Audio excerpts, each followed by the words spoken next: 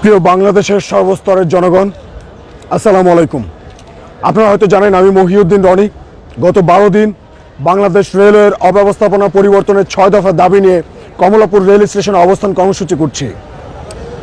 এখানে আপনাদের ভালোবাসার জোর নিয়ে আমি এখন পর্যন্ত সিন্ডিকেট অন্ধকারাচ্ছন্ন হায়ার অথরিটির বিরুদ্ধে লড়াই করে যাচ্ছি।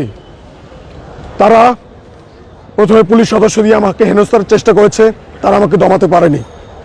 তারা মাদক সেবী যারা আছে সিন্ডিকেট কালোবাজারিদেরকে এক করে পাঠিয়েছে আমাকে এখান থেকে তুলে নেওয়ার জন্য, আমার ক্ষতি করার। তারা পারেনি।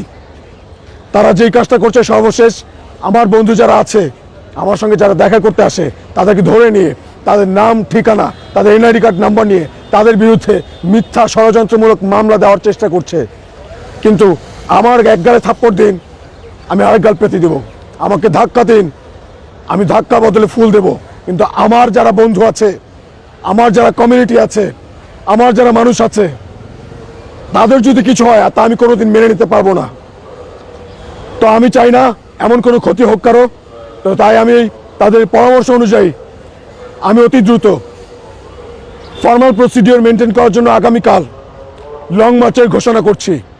আগামীকাল আমি কমলাপুর রেল স্টেশন থেকে রেল মন্ত্রণালয় পর্যন্ত আমি লং মার্চের ডাক দিচ্ছি এবং সাথে একটা সংবাদ সম্মেলন করব।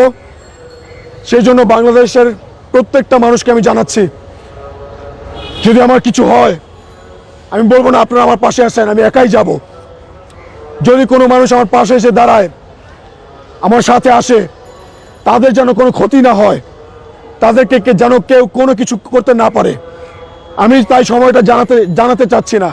যদি তারপরেও আমি এখান থেকে শুরু করব আমার জার্নি, আমার লং মার্চ, আমি শেষ করব রেল মন্ত্রণালয়। তো আপনারা যদি কেউ আসতে চান, আপনাদের কাছে রিকোয়েস্ট থাকবে, আপনারা চারপাশে চোখ কান খোলা রেখে এই অন্ধকারাচ্ছন্ন হায়ার অথরিটি যারা আমাদের সবার এই বাংলাদেশের মানুষকে জিম্মি করে রেখেছে, যে সিন্ডিকেট, সেই সিন্ডিকেটটা আপনারা সমূলে উৎপাটন করবেন, তাদেরকে ধ্বংস করে দেবেন, প্রতিহত করবেন। যদি আমার কোনো ভাইয়ের দিকে, কোনো বন্ধুর দিকে, কোনো মানুষের দিকে, কোনো সাধারণ মানুষের দিকে কেউ যদি চোখ তুলে তাকায়, তাদের চোখ উপড়ে ফেলবেন। আমি আমার ঘোষণা এখানে শেষ করছি। ধন্যবাদ।